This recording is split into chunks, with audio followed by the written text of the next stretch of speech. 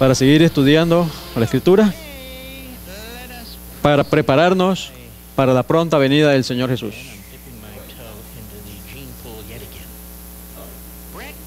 Sean bienvenidos todos los que están en esta hora. Nosotros tenemos por costumbre estudiar de acuerdo a lo que escrito está, lo que dice la palabra del Señor. Que lo que diga el hombre no vale un centavo, ¿cierto? Y el Señor dice, la misma Biblia, a la ley y al testimonio. Si no dicen conforme a esto, no les ha amanecido. Entonces nosotros vamos a estar usando esas dos fuentes. También nos dice que antes de abrir el sagrado libro, reconociendo nuestros pecados, debemos de orar, para que sea Él el que venga a enseñarnos. Y pues en esta hora los invito a que oremos. El que pueda arrodillarse, se pueda arrodillar.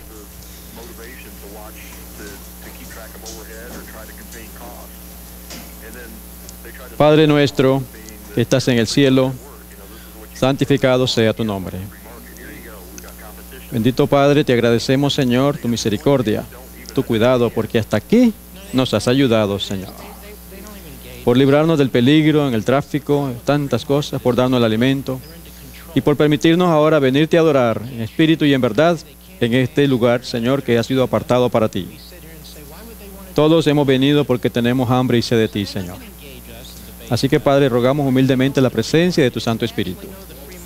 Que seas tú el Maestro, prepara nuestros corazones, que el hombre desaparezca y que simplemente sea un instrumento en tu mano en esta hora, Señor. Dirige los pensamientos, pues tú conoces las necesidades de cada uno.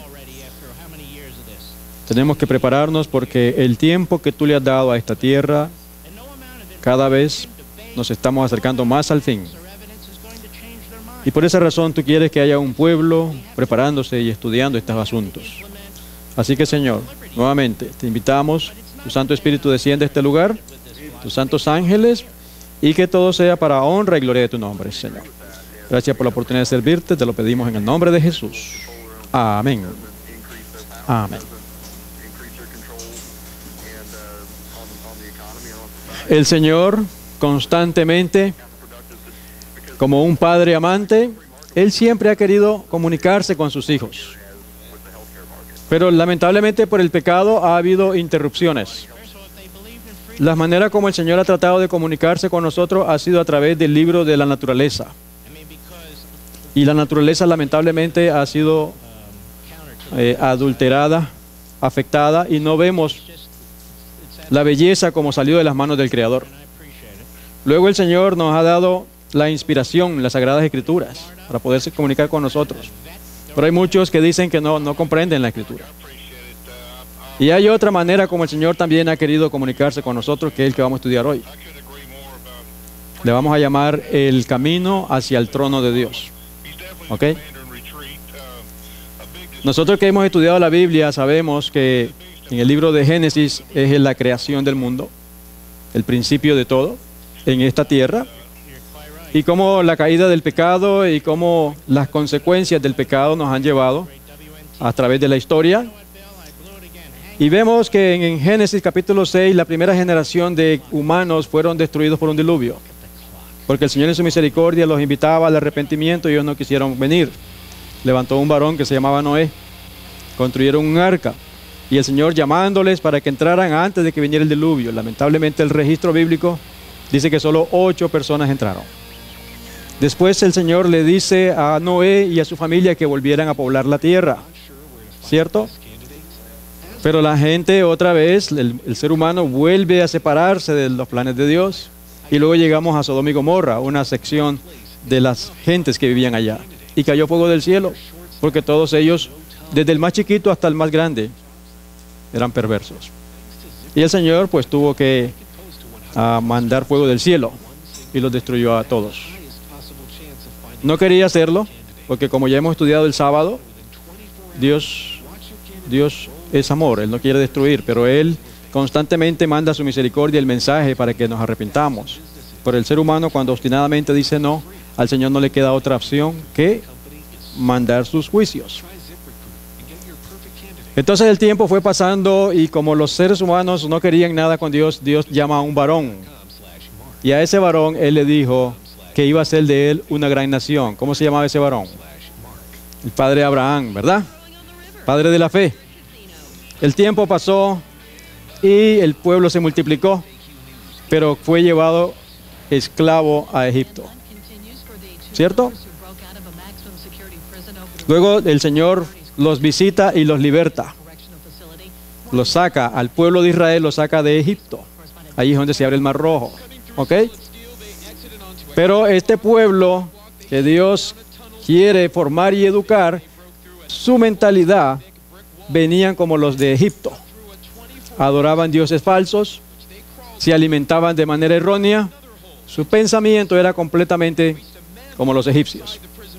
Dios en su misericordia va ahora a educarlos, a enseñarles para que fueran un pueblo santo, tal como es nuestro Dios.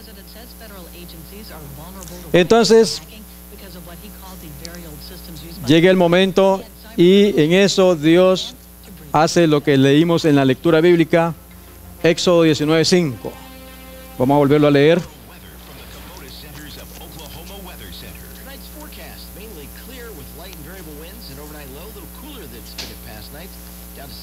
Éxodo 19:5. Dice: ahora pues, si diereis oído a mi voz y guardareis mi pacto, vosotros seréis mi especial tesoro sobre todos los pueblos, porque mía es toda la tierra, y vosotros me seréis un reino de sacerdotes y gente santa. Estas son las palabras que dirás a los hijos de Israel. El plan de Dios era educarlos, hacerlos una nación santa. ¿De acuerdo? Y en ese momento Dios llama a Moisés y le dice que le dé indicaciones al pueblo para que se preparara, porque Dios ahora iba a hablar a su pueblo. Si seguimos leyendo el relato bíblico, dice que cuando Dios estaba hablando, la gente tuvo miedo, porque se oían truenos y relámpagos y la tierra temblaba, y entonces tuvieron miedo y le dijeron a Moisés: para que no muramos, que Dios hable contigo y tú nos dices lo que Dios te está diciendo. Aquí estamos viendo que la voluntad de Dios era hacer de cada uno de nosotros un sacerdote y una sacerdotisa en su hogar. ¿Sí? El Señor no quería intermediarios, ¿ok? Sino que el Señor quiere lidiar con nosotros directamente. Pero aquí empezó el problema de que el hombre quiere tener un líder, ya sea un sacerdote o ya sea un pastor. Esa no es la voluntad de Dios. La voluntad de Dios es que usted individualmente vaya directamente a Dios. Era lo que él quería y quiere hacer todavía, un reino de sacerdotes. ¿Están conmigo?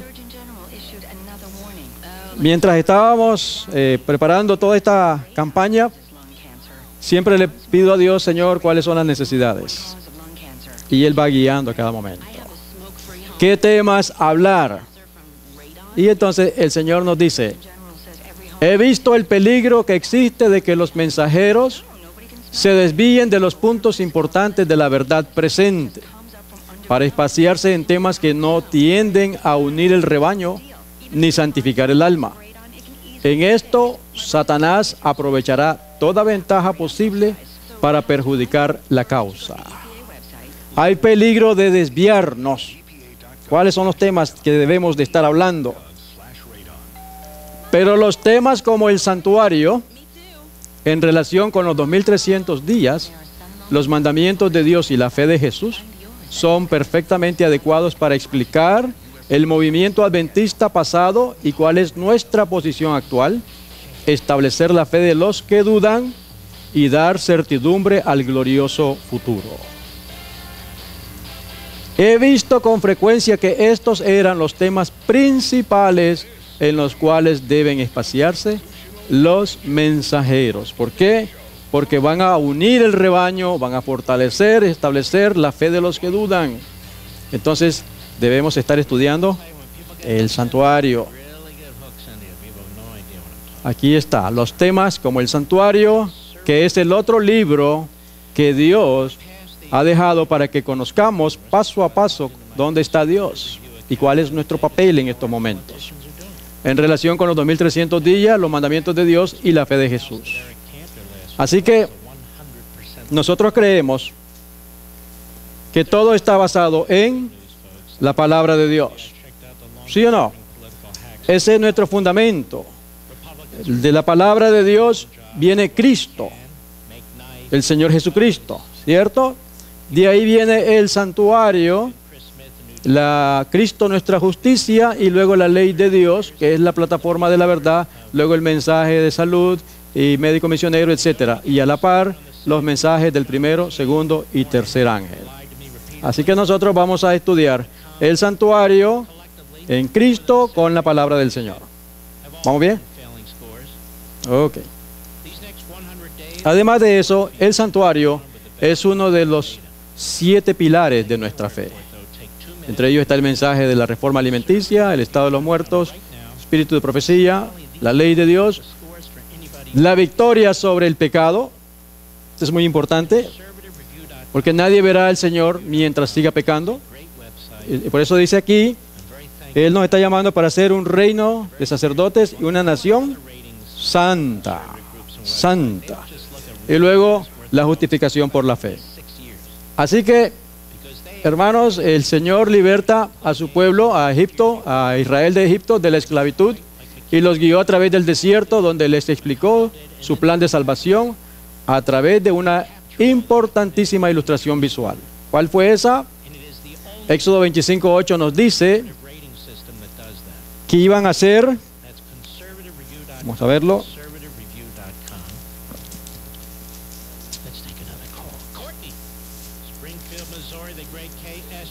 y harán un santuario para mí y habitaré en medio de ellos. Esto es lo que el Señor le pidió a Moisés que construyera. El versículo 9 dice que iba a ser de acuerdo al modelo que Dios le mostró. Entonces estaban las tribus alrededor y el santuario en el centro, el tabernáculo y propiamente el santuario aquí. Porque Él quería estar en medio de nosotros. Siempre ha querido y todavía lo quiere. De noche, Él manifestaba su presencia por una columna de fuego. ¿Sí o no? Y de día, una columna de nube. Paso a paso. Siempre el Señor nos estaba guiando. Esta es una otra visión del tabernáculo. Ahora, esto va a ser de repaso para algunos, pero es importante poner la base para lo que vamos a estudiar más adelante. El santuario se dividía del tabernáculo y luego el atrio. Tengo que ponerlo en español. En el atrio habían 2 muebles. El primero era el altar del sacrificio y luego estaba el lavacro. 2 muebles en el atrio. Con eso, el sacerdote entraba y encontraba 3 muebles en el lugar santo. A esto se le llama lugar santo, luego un velo y detrás del velo el lugar santísimo. ¿Ok? En el lugar santo, ahora un poquito para atrás, de la manera como Dios dio las indicaciones que se construyera el tabernáculo, era de que la entrada iba a ser por el este. Siempre la entrada es por el este, dándole espalda al sol, para que cuando los adoradores entraran, se le diera la espalda al sol, y entonces adoraban ellos hacia el oeste. Muy importante eso, porque no se debe adorar al sol, ni en el día del sol. Al norte, o a mano derecha, entrando desde el este, estaba la mesa de los panes, ¿cierto? Y luego, enfrente, a mano izquierda, encontramos el candelabro. Y al frente estaba el altar de incienso. En la mesa de los panes, de la proposición a mano derecha, estaban 2 filas de pan.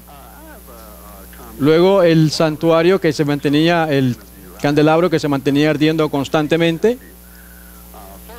Y aquí del altar de incienso donde se hacían las oraciones que se subían al Señor.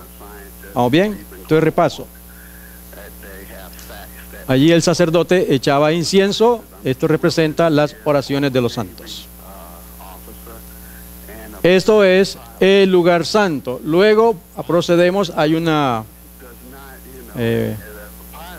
cortina en medio del lugar santo, el lugar santísimo, y detrás encontramos, en español se le conoce a esto como el trono de misericordia, la silla de misericordia, donde estaban dos querubines. Aquí se manifestaba la Shekinah, dice acá en Éxodo 25:22, y de allí me declararé a ti y hablaré contigo de sobre el propiciatorio de entre los dos querubines que están sobre el arca del testimonio, todo lo que yo te mandare para los hijos de Israel. Allí entonces el Señor se manifestaba su presencia a través, en medio de los dos querubines. All right. Pero dentro del arca habían tres cosas. ¿Cuáles eran? ¿Alguien sabe?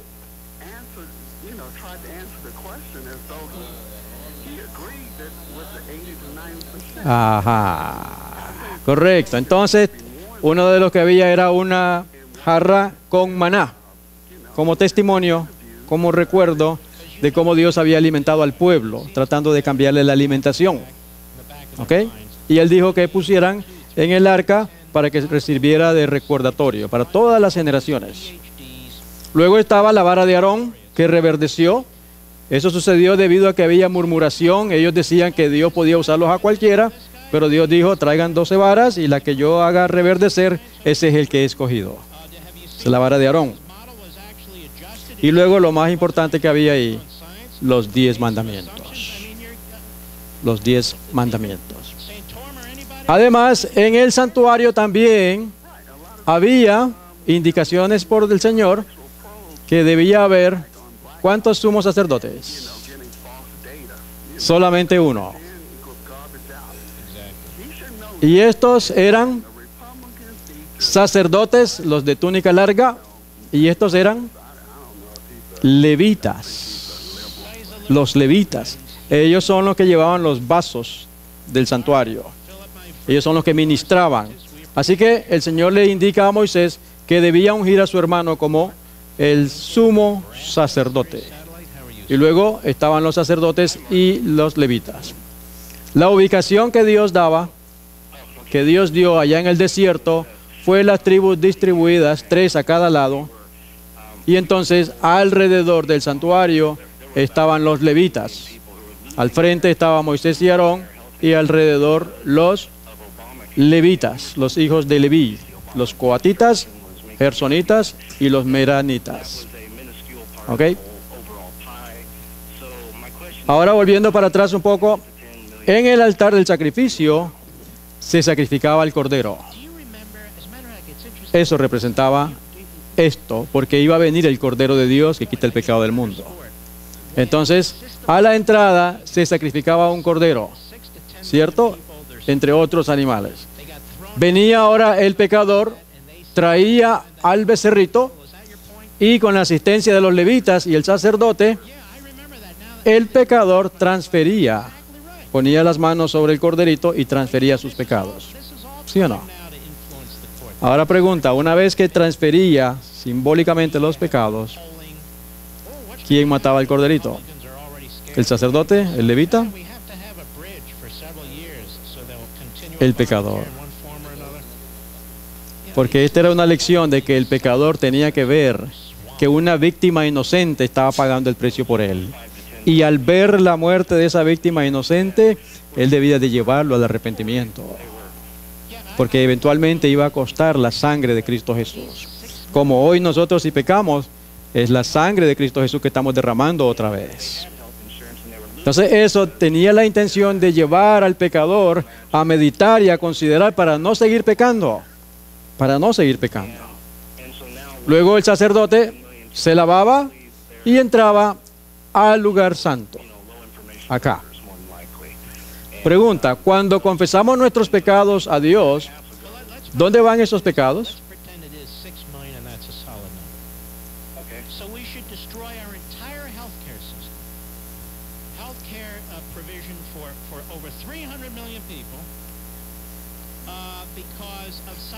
Ahorita están en el santuario. Muy bien. Ajá. Correcto. Entonces lo que sucede es que nosotros necesitamos para la remisión de los pecados una víctima, un cordero y un sacerdote. Luego que la víctima era sacrificada, el sacerdote introducía la sangre, la transfería en el velo entre el lugar santísimo y el lugar santo. De este lado del lugar santo, no del lado santísimo, ¿ok? Ahí lo vemos también. De esa manera se transfería simbólicamente el pecado del pecador a la víctima y de la víctima con su sangre al registro del cielo para eventualmente sea limpiado más adelante. ¿Ok? Ahí están nuestros pecados todavía. En Levítico 16 se dice que una vez al año el sumo sacerdote, después lo pueden estudiar porque es todo el capítulo en casa, donde se hacía la ceremonia una vez al año, era la limpieza del santuario, ¿cierto? Correctamente. Y se sacrificaban 2 machos cabríos. Uno era de nombre Azazel y el otro era por Jehová o por Cristo. ¿Y quién era Azazel? Otro nombre que se le da a Satanás, porque eventualmente el que va a pagar todos los pecados de los redimidos es Satanás, porque él ha sido el que nos ha incitado a nosotros para ofender a Dios. Pero de aquellos que hayan sido redimidos, esos pecados que fueron transferidos al velo, cuando se limpia el santuario, se van a poner sobre Azazel o Satanás. Por esa razón, él no quiere que nosotros alcancemos la victoria, porque entonces él no quiere pagar nuestros pecados. No quiere.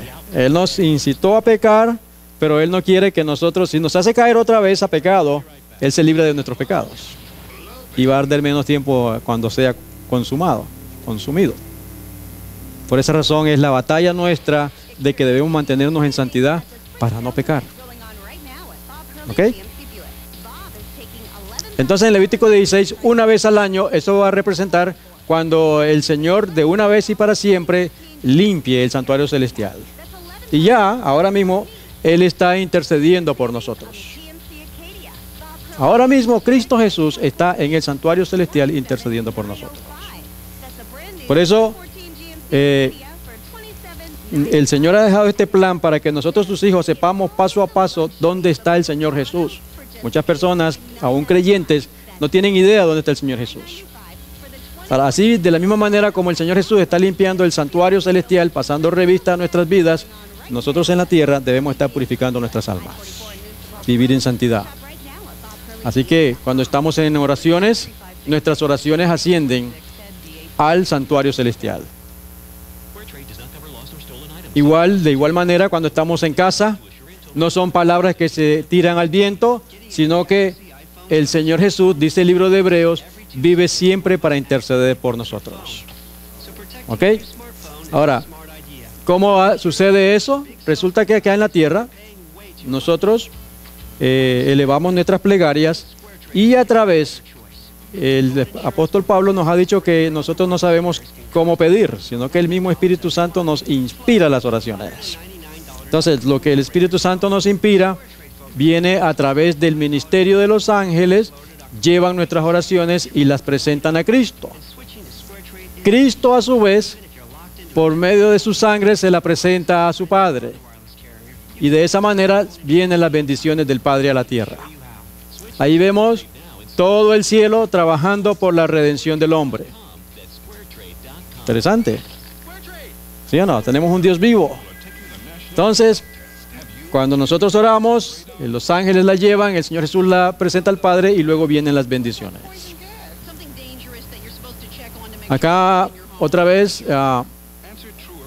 el santuario celestial o la parte del cielo está en el lugar santo y el lugar santísimo, la parte del cielo, y en la tierra tenemos el atrio con el altar del sacrificio y el lavacro. En el lugar, aquí en el atrio, se da lo que es la confesión de nuestros pecados. ¿Ok? Cuando confesamos a nuestros pecados y aceptamos a nuestro Salvador, aquí nos encontramos con Él en el altar del sacrificio. Y luego, una vez que lo aceptamos como nuestro Salvador, entonces nos bautizamos, y el bautismo es que nos lavan, nos limpian de todo pecado, y de esa manera nosotros podemos entrar por fe al lugar santo. En el lugar santo tenemos la mesa de los panes, que representa, ¿qué representaría la mesa de los panes? La palabra de Dios. La palabra de Dios, porque entonces nosotros hemos nacido espiritualmente como un bebé y tenemos que alimentarnos, y nos alimentamos de la palabra de Dios. El Señor Jesús dijo: yo soy el pan de vida, ¿verdad? Y luego también tenemos la testificación, porque estamos alimentándonos, y de lo que el Señor nos está enseñando, vamos nosotros ahora y le compartimos a otros estas maravillosas verdades. Esto es la iluminación con la asistencia del Espíritu Santo, que es el que nos está guiando. Y ahora aquí después tenemos una vida de oración, ¿sí? Entonces aquí está la confesión, aquí está el perdón de nuestros pecados, y aquí el pecado es removido o limpiado, ¿sí? Esto es lo mismo como en la cruz, cuando si ahora mismo estuviera el santuario y pasara un avión, un helicóptero, se miraría el pueblo de Israel alrededor de una cruz, porque es el plan de redención. Y Juan dijo que cuando vio a Cristo Jesús en Juan 1:29, vamos a leerlo, Juan 1:29, y eso era una profecía que se estaba cumpliendo, pero el pueblo de Israel no comprendió lo que dijo Juan el Bautista ahí.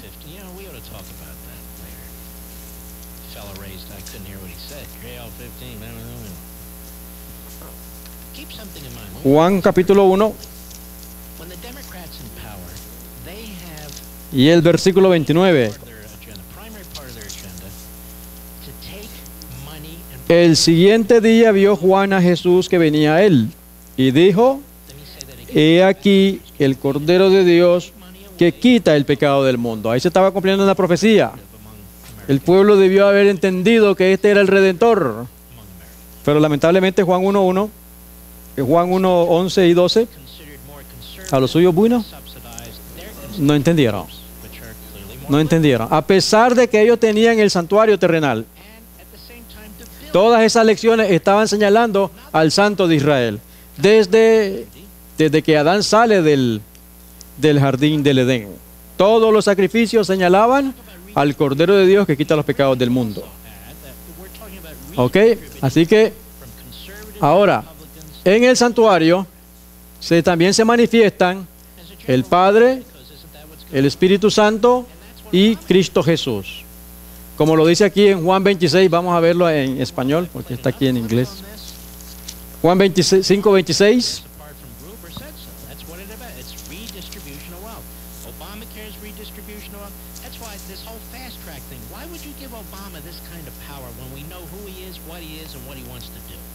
Porque como el Padre tiene vida en sí mismo, así también ha dado al Hijo a tener vida en sí mismo. Aquí en el lugar santísimo está la presencia del Padre, ¿cierto? Aunque ellos están en todas partes, siempre presentes. Pero la enseñanza es de que, por eso el Señor le da el santuario, de que Él quiere habitar en medio de nosotros. Y el Padre es el que da vida a todos. Por eso necesitamos la perfección. Cuando nosotros nuevamente venimos a Cristo, lo aceptamos, ese proceso se llama como la justificación. Es decir, la muerte de Cristo Jesús, si yo lo acepto, ante el Padre es aceptada como mi sustituto. Con la asistencia del Espíritu Santo ahora es un proceso de santificación. Es en el momento que nos alimentamos de la palabra de Dios, testificamos y oramos. El Espíritu Santo nos está guiando hasta que lleguemos a la perfección. Por eso, a esos que lleguen acá, el Padre dará la vida eterna.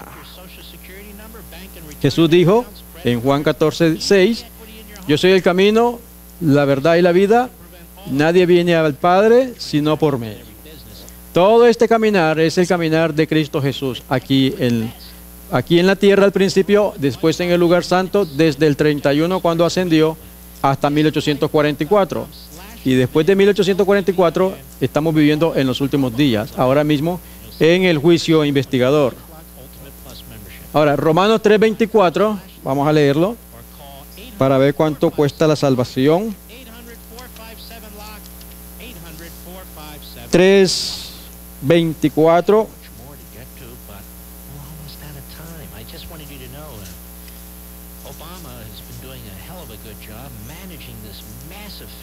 Aquí nos dice, siendo justificados gratuitamente por su gracia, mediante la redención que es en Cristo Jesús, Señor nuestro. La salvación está disponible para todo aquel que venga con corazón contrito y humillado. Aunque le costó la sangre al Cordero, para nosotros nos cuesta la obediencia nada más, aceptarlo nada más. ¿Ok? Ahora, hermanos, la obra de la salvación no es un juego de niños, del cual podemos echar mano a su voluntad y abandonarlo cuando nos plazca. Solo si nuestro propósito es constante y nuestro esfuerzo incansable, ganaremos la victoria al final. ¿Se da cuenta? Entonces nosotros sí, ya hemos entrado por el camino de la redención, pero nuestro esfuerzo debe ser incansable, constante. Cada día yo tengo que estarme alimentando de su palabra, o sea, no es que como obligación, es lo que me conviene, ¿cierto? Porque Dios no obliga, todo esto es por amor. Por cuanto ya Él nos ha perdonado, nos ha redimido, entonces en nuestro corazón hay un deseo de saber más de la voluntad de Dios, de buscar más, orar con Él, hablar con Él en oración, y luego decirle a otros el gozo que Él nos ha dado. Entonces, es constante en ese sentido, todos los días y cada mañana al despertar, lo primero que debemos hacer, consagrarnos a Dios. Porque no sabemos cuántos peligros vienen para cada día. Y mientras estemos en este reino, este mundo, Satanás va a estar siempre poniendo trampas para hacernos caer. Por eso dice que deben ser nuestros esfuerzos constantes e incansables. El Señor Jesús dijo que el que perseverara hasta el fin, ese sería salvo. Los que pacientemente persisten en el bien hacer, tendrán vida eterna y recibirán la recompensa inmortal. Hay quienes predican de que hoy ya usted está salvo. Eso, el Señor Jesús dijo, el que persevere hasta el fin será salvo. En el momento que yo acepto a Cristo Jesús, por fe, su promesa, yo lo que estoy es perdonado o salvo. Seré salvo cuando Cristo aparezca en las nubes de gloria y me lleve al cielo. Allí podré alcanzar victoria. Pero ahora mismo estoy perdonado.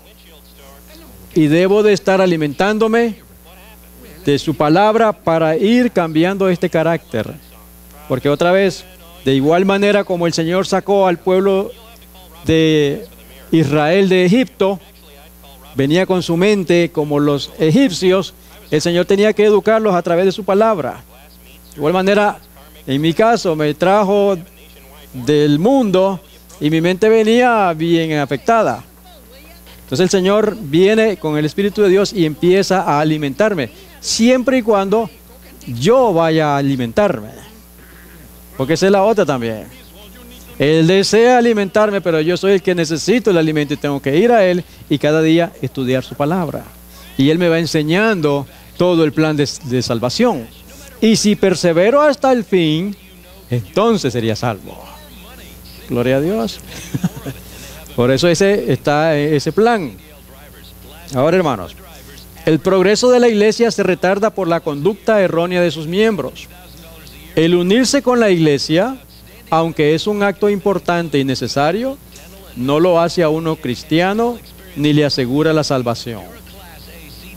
Es muy importante tenerlo en mente.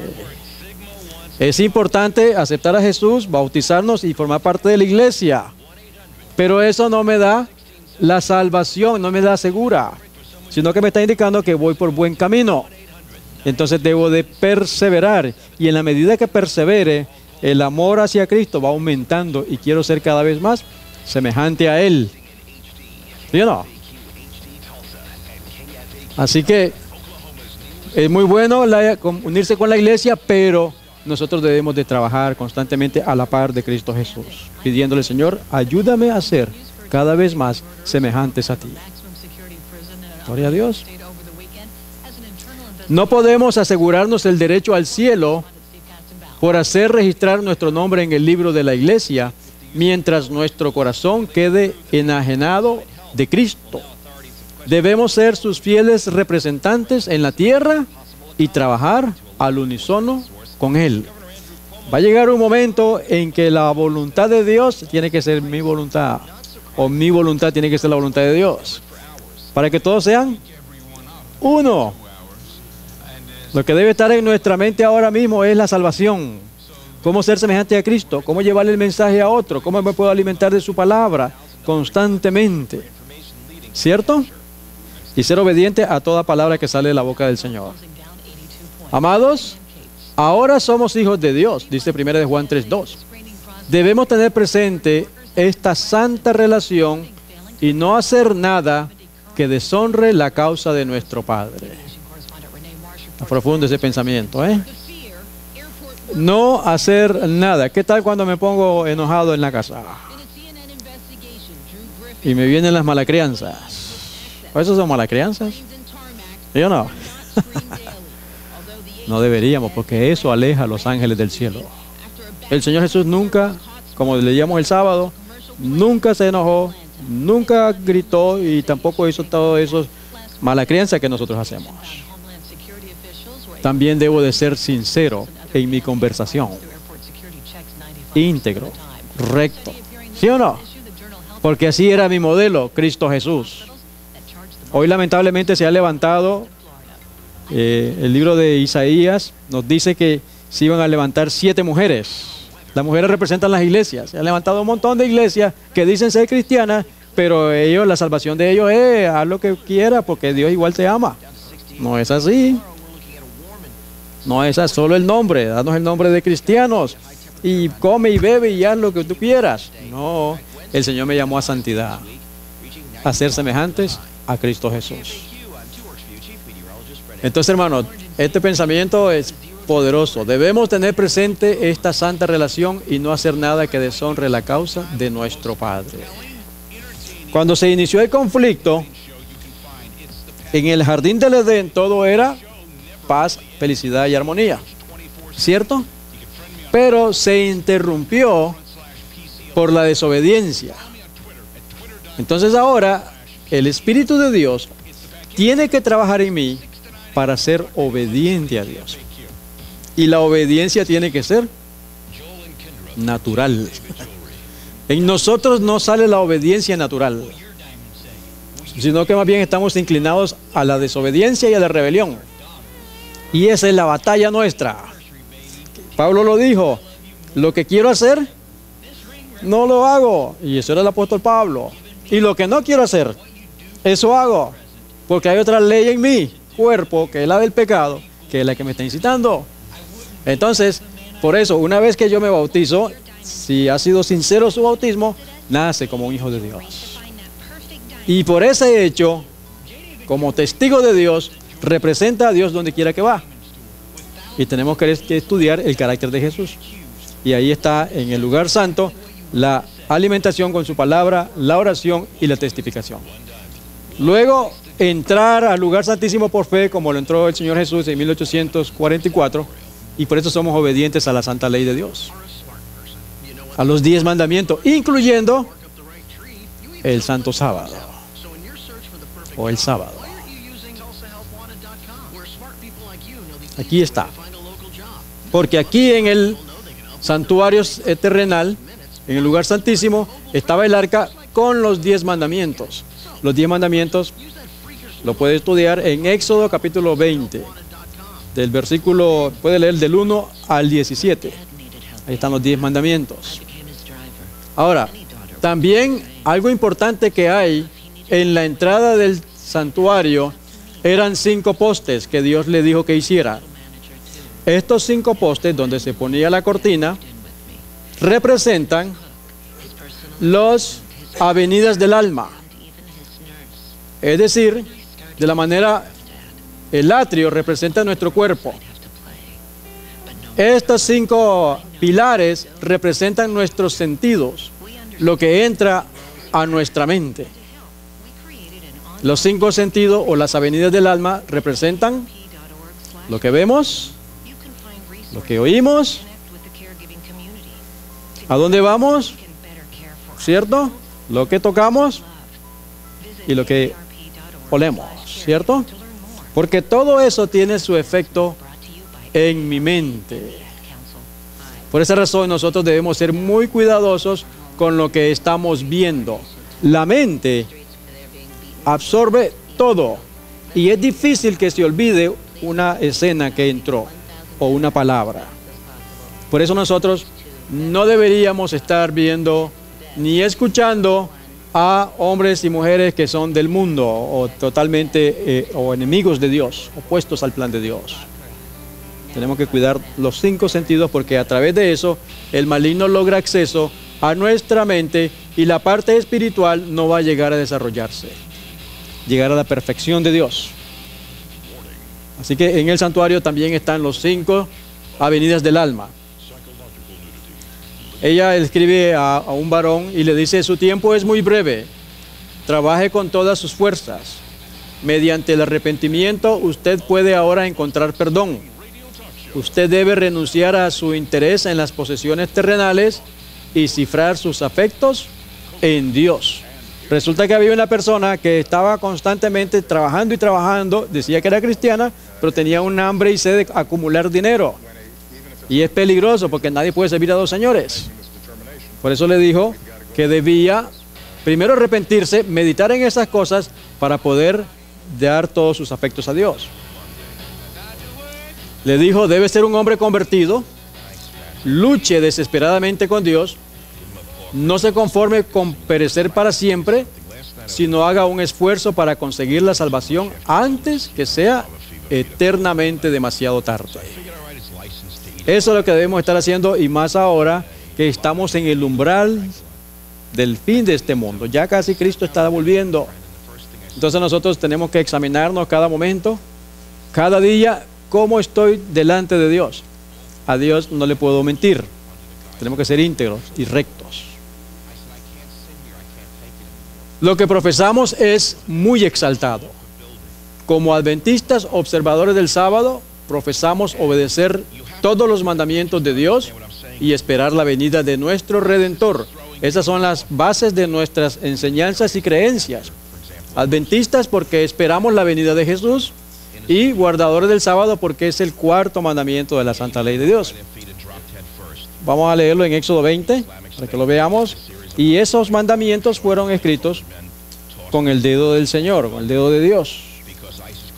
Éxodo 20.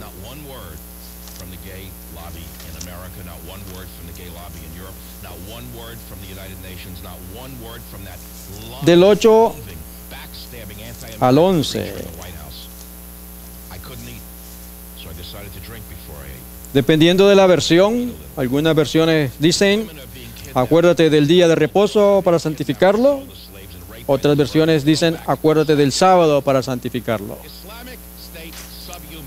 6 días trabajarás y harás toda tu obra, mas el 7º día es reposo para Jehová tu Dios.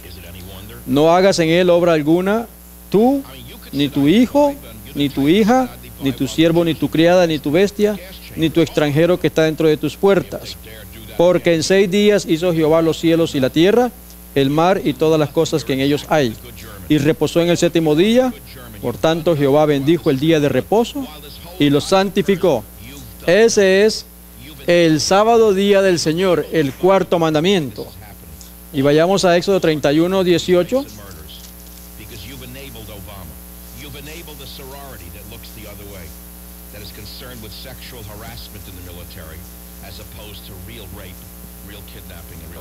Dice acá en Éxodo 31, 18: y dio a Moisés, cuando acabó de hablar con él en el monte de Sinaí, 2 tablas del testimonio, tablas de piedra escritas con el dedo de Dios. Segunda de Timoteo 3, 15 en adelante, dice que toda la escritura es inspirada por Dios. Pero cuando son los 10 mandamientos, Dios lo escribió con su propio dedo. ¿Por qué lo hizo así el Señor? Porque cualquiera que esté violando los 10 mandamientos, la ley de Dios, está yendo directamente en contra de Dios. ¿Y quién lo va a poder defender en contra de Dios? ¿Ok? Ahora, como algunas versiones dicen entonces día de reposo, vamos a ver bíblicamente cuál es el día de reposo. Vamos a Lucas 24.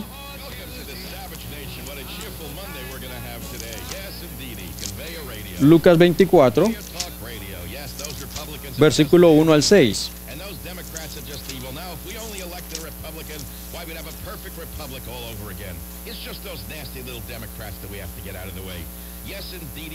Dice la Escritura, en el primer día de la semana, muy de mañana, vinieron al sepulcro trayendo las especias aromáticas que habían preparado, y algunas otras mujeres con ellas, y hallaron removida la piedra del sepulcro, y entrando no hallaron el cuerpo del Señor Jesús.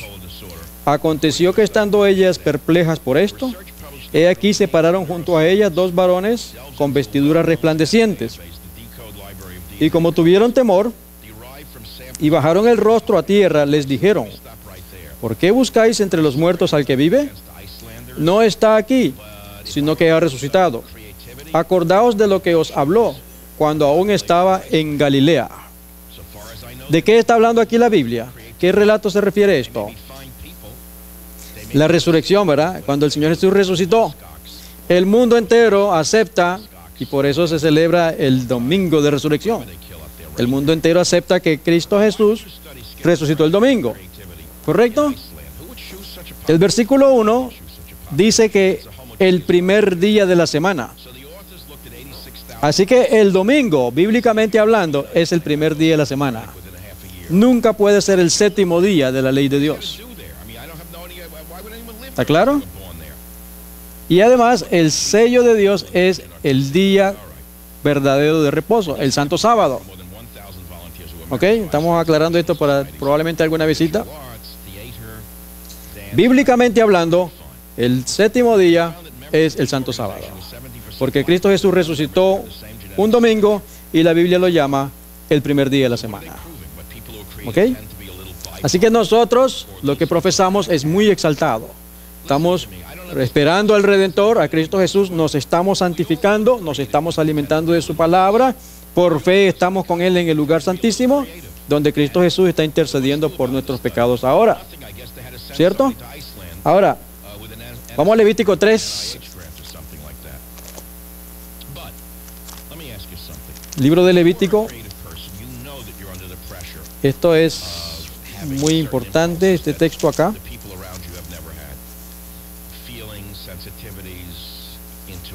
Allí empieza a hablar, Levítico empieza a hablar de todos los sacrificios. Hay ofrendas de paz, hay diferentes ofrendas de harina, pero en el versículo, vamos a Levítico 4, 1, ofrendas por el pecado. Habla a los hijos de Israel y diles, cuando alguna persona pecare por yerro en alguno de los mandamientos de Jehová sobre cosas que no se han de hacer, e hiciere alguna de ellas. Ahora el 3, si el sacerdote ungido pecare según el pecado del pueblo, ofrecerá a Jehová por su pecado que habrá cometido un becerro sin defecto para expiación. Y luego está dando las indicaciones, pero el verso 2 dice que cuando alguna persona pecare por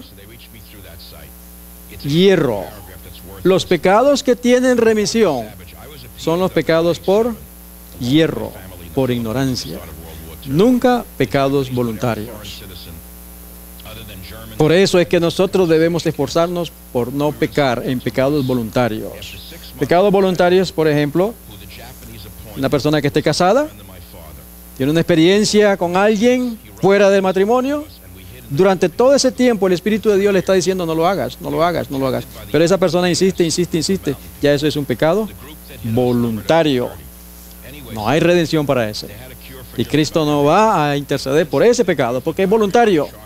En cambio, un pecado por hierro, usted va manejando tal vez en el tráfico y a alguien se le hace una mala maniobra y tal vez todavía nos alteramos y dice alguna palabra y peca, porque no estaba esperándolo, un pecado por hierro. Pero igual ya debería estarme yo controlando y no soltar todos esos pecados, porque siempre tenemos que ir creciendo. Primera de Juan 3.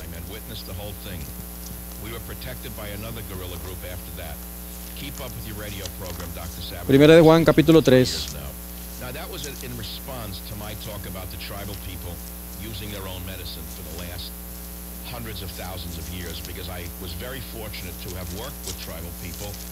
Bien. Mirad cuál amor nos ha dado el Padre para que seamos llamados hijos de Dios. Por esto el mundo no nos conoce, porque no le conoció a Él. Amados, ahora somos hijos de Dios y aún no se ha manifestado lo que hemos de ser. Pero sabemos que cuando Él se manifieste, seremos semejantes a Él, porque le veremos tal como Él es. Y todo aquel que tiene esta esperanza en Él, ¿qué dice? Se purifica a sí mismo, así como Él es puro. Cada día yo tengo que estarme venciendo a mí mismo. Cada día, cada quien sabe con qué está batallando. Mientras el Señor Jesús esté en el lugar santísimo intercediendo por nuestros pecados, hay esperanza, y yo tengo que vencerme para que cuando se cierre la gracia ya no va a haber más remisión. Y los que vivamos en los últimos días, esperemos con la ayuda de Dios que todos estemos vivos, vamos a vivir sin intercesor y sin pecado. ¿Cuándo va a suceder eso? ¿Hasta que Él venga? No, ayer. Ya hoy debo vivir en santidad. Hay un libro que se llama Camino a Cristo. La página 48 nos dice: desear ser bondadosos y santos es rectísimo, pero si no pasáis de esto, de nada os valdrá. Muchos se perderán esperando y deseando ser cristianos. Oiga eso. En otras palabras, no se perderán en la iglesia.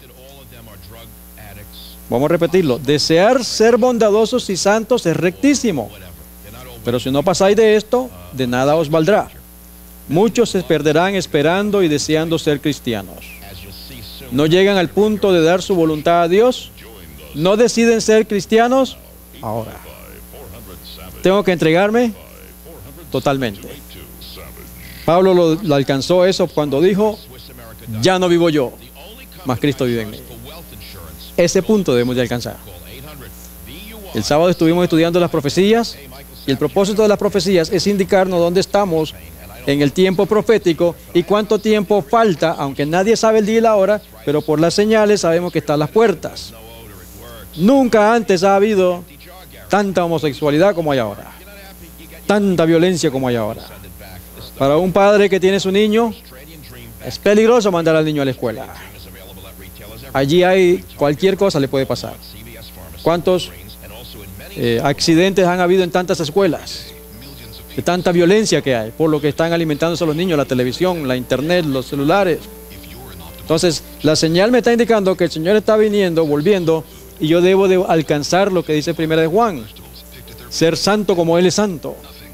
Por eso tenemos el santuario, donde tenemos que buscar ahora mismo la santidad sin la cual nadie verá a Dios. Un solemnísimo mensaje de amonestación ha sido confiado a los pocos fieles de Dios. Debemos demostrar por nuestras palabras y obras que reconocemos la gran responsabilidad de que se nos ha impuesto. Es tremenda la responsabilidad, reflejar el carácter de Cristo Jesús. Nuestra luz debe resplandecer tan claramente que los demás puedan ver que glorificamos al Padre en nuestra vida diaria, que estamos en relación con el cielo y somos coherederos con Cristo Jesús, para que cuando Él aparezca con poder y grande gloria, seamos como Él.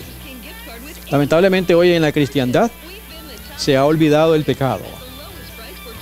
No se dicen lo que es pecado, y muchas personas haciendo cosas que no están de acuerdo a la Escritura, pero no les están enseñando o no se está recriminando, reprobando el pecado. el pecado es lo que nos separa de Dios. El pecado tengo que vencerlo en mí mismo. Porque todos venimos y nacemos con defectos de carácter heredados y cultivados, ¿cierto? Y nosotros venimos desobedientes y rebeldes. Y si cuando fui pequeño mi mamá y mi papá me consintieron y me dejaron hacer todo eso, cuando llegue a ser grande es peor. Por esa razón, en el periodo de prueba, de gracia, ahora mismo, tengo que luchar conmigo mismo, llegar al punto de vencerme, para poder reflejar, ser como mi maestro, para que todos los mundos no caídos y el mundo aquí pueda decir, ese hombre o esa mujer es diferente. ¿Por qué es diferente? Porque la gracia de Cristo, mientras Cristo está en el santuario celestial intercediendo por nosotros, el Espíritu de Dios está trabajando con nosotros. Hasta que lleguemos a la altura cuando Él venga, estar listo para ser trasladados. También en el santuario encontramos la oración del Padre Nuestro. Nos dice, Padre nuestro que estás en el cielo, lugar santísimo, vénganos tu reino, lugar santo, que tu voluntad sea hecha, ¿cierto? En la entrada acá, en la tierra, en el atrio, así también como es en el cielo. Muchas personas dicen, danos el pan nuestro de cada día pensando en las tortillitas y los frijolitos. Pero en realidad esto es espiritual y sí, incluye las tortillitas, pero en primer lugar es el pan nuestro, la palabra del Señor. ¿Cierto? Porque no solo de pan vive el hombre, sino que cuando Él ora, danos el pan nuestro de cada día, debemos alimentarnos de la ración espiritual de la Escritura. Perdona nuestras deudas, como nosotros perdonamos a nuestros deudores, es en el altar del incienso, en las oraciones. Y no nos dejes caer en tentación, es la iluminación del Espíritu Santo para tener discernimiento cuando viene el tentador. Y líbranos del mal, en la cortina con el ministerio de los ángeles, con el ministerio del Espíritu Santo también, que nos impide dar el paso del pecado. Porque viene la tentación, pero en el momento que viene la tentación, su lucha empieza en la mente. Y el Espíritu de Dios le dice, no hagas eso porque esto es pecado. Y los ángeles también le van a proteger.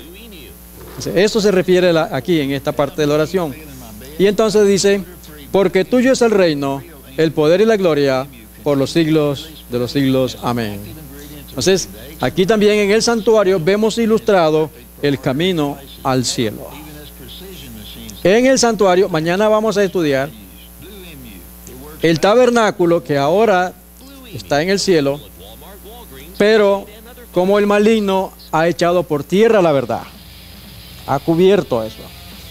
Como Satanás, usando al mismo pueblo de Dios, bloqueó la acción o la obra del pueblo de Dios, Israel, en el atrio, y como lo ha hecho también en el lugar santo, a través de la profecía de la historia. Eso estaremos estudiando mañana y luego vamos a estudiar cómo el Señor está restaurando todas las verdades. Vamos a hacer un recorrido a través de la historia del cristianismo desde el año 70, desde los valdenses, los pioneros, hasta llegar a nuestros días, cómo Dios va restaurando la verdad. Eso vamos a estar estudiando en estos días. Así que ese es el camino al cielo. El Señor está volviendo, está indicándonos que ya estamos en el lugar santísimo, ya estamos obedeciendo el sábado, que debemos vivir en santidad. De la misma manera como estamos en la obediencia a los mandamientos, ahí está también la jarra con el maná, indicando la alimentación que debemos estar teniendo en esta hora. ¿Cierto? Cambiando nuestra alimentación, porque eso tiene mucho que ver con nuestro carácter, con nuestro mal genio. Comer alimentos que promueven en nuestra sangre la vieja naturaleza deben de ser eliminados. Por eso está el maná. Y luego ver el escogido de Dios, que es el testimonio de Jesucristo, cómo el Señor nos está guiando a través de eso también, para con todo el objetivo de alcanzar ser semejantes a Cristo Jesús. Por fe estamos ahora en el santuario celestial, en el lugar santísimo. El maligno quiere hacer creer a la cristiandad y todo lo enfoca en la cruz. Cristo no está en la cruz. Cuando vengo a Él, sí me encuentro con Él en la cruz. Y de ahí empiezo a caminar con Él adentro, al lugar santo, hasta llegar al lugar santísimo. Pero ahora Cristo, con su pueblo, está en el lugar santísimo, limpiando de todo pecado, para cuando Él venga, poder ser trasladados al cielo. Que Dios nos ayude a buscar la santidad, sin la cual nadie verá al Señor.